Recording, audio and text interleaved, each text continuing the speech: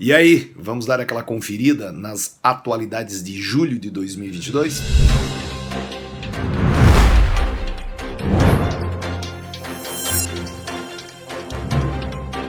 Olá, tudo bem? Espero que você esteja bem, seja bem-vindo aí para batermos um papinho sobre as atualidades do mês de julho de 2022. Olha só, eu fiz uma listinha aqui de coisas que acredito mesmo refletirão nas provas aí do final aqui desse ano de 2022. Bom, o primeiro item, estamos falando muito disso desde o começo dessa série, a guerra na Ucrânia. Não tivemos ainda uma resolução, nem sinalização para isso, mas uma coisa boa aconteceu. A Rússia, sob a vigilância, vamos falar assim, sob o cuidado da Turquia, permitiu que a Ucrânia exporte parte dos grãos que tem lá estocado. Isso ameniza um pouco, né, o abastecimento internacional aí de grãos. Outros problemas relacionados à guerra, claro, continuam. O drama humano, a questão econômica, o abastecimento de gás para a Europa e tudo mais.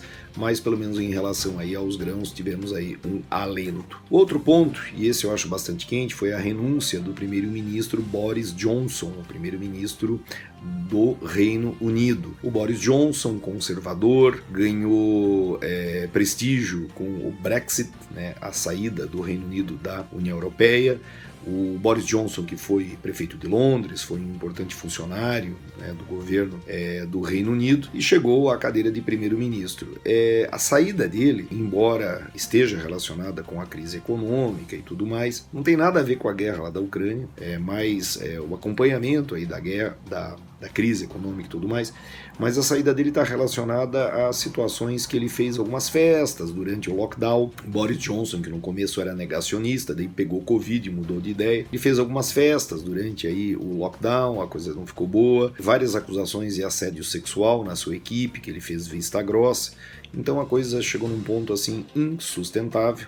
E aí ele pediu para sair. 50 membros do Partido Conservador pediram renúncia, então a coisa ficou insustentável e ele pediu então para sair. Então é bom você dar uma olhada aí no histórico do Boris Johnson, dar uma olhada nessa coisa do Brexit, né? Isso pode realmente refletir aí nos vestibulares.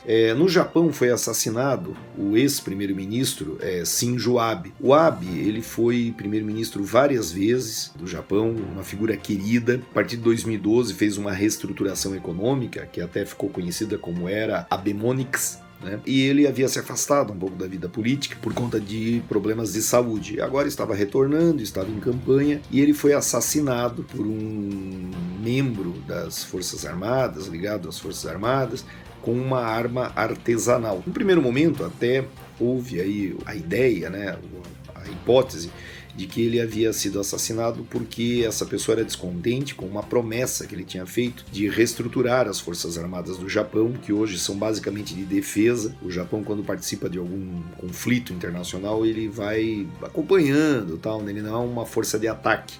E ele havia prometido, né, aumentar aí o poder das Forças Armadas no Japão, o que ele não conseguiu, e alguns acharam que tinha relação com isso. Mas tudo indica que não. Esse moço lá, o assassino, tinha problemas psicológicos, acusava o Abe de certa relação com um grupo religioso, que esse grupo religioso tinha levado a família dele à bancarrota econômica, né, quebraram economicamente, a mãe dele em especial, e então ele acabou praticando aí essa barbaridade que traumatizou o Japão, porque o Japão, né, cultiva a paz, o acesso às armas é muito dificultado, então isso traumatizou bastante aí o Japão.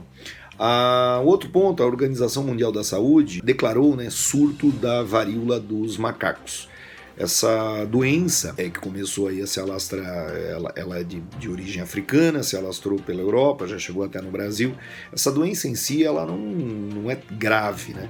Ela causa uma série de ulcerações, né, de feridas, e ela é tratável, é uma doença amena. O problema é quando afeta, né, pessoas fragilizadas, populações de baixa renda, né, pouco alimentadas, porque daí essas feridas podem levar a outras infecções e aí a coisa ser bastante comprometedora, né? Então, ao surto de varíola dos macacos. Chega no Brasil a 5ª geração da telefonia móvel, o 5G.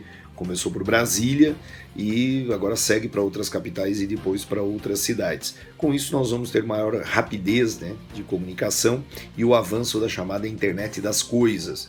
É esperado uma revolução em vários segmentos aí, como medicina, o próprio segmento da agroindústria, né, a transmissão de dados, isso até o setor educacional vai se beneficiar e tal. Então chega o Brasil 5G. Imagens do telescópio James Webb maravilharam, né, o mundo. Esse ponto, gente, as imagens do James Webb, eu até acho pouco provável que apareça no vestibular, mas a NASA, né, que esse telescópio ele é estadunidense, com uma associação com o Canadá, promete uma revolução no que nós sabemos sobre o universo. Então vale a pena você dar uma acompanhada nisso, né? São imagens realmente assim deslumbrantes. Esse ponto agora eu vou fazer um comentário rude aqui, mas é um ponto quente. A Europa passou por uma onda de calor terrível, né? A Europa agora está no seu verão, mas as temperaturas chegaram lá a 40,2 graus Celsius, o que para eles é muita coisa. A infraestrutura deles é voltada para o inverno, né? Então foi um caos, as pessoas não têm assim toda essa infraestrutura que aqui no Brasil é mais acessível, né? Ar-condicionado e tal, construções extremamente ventiladas e tal, mais de 1.000 mortos, tivemos incêndios e os cientistas e governantes, né, relacionam isso, essa onda de calor até chamada de uma canícula, né, relacionada aí às mudanças climáticas, ao aquecimento global.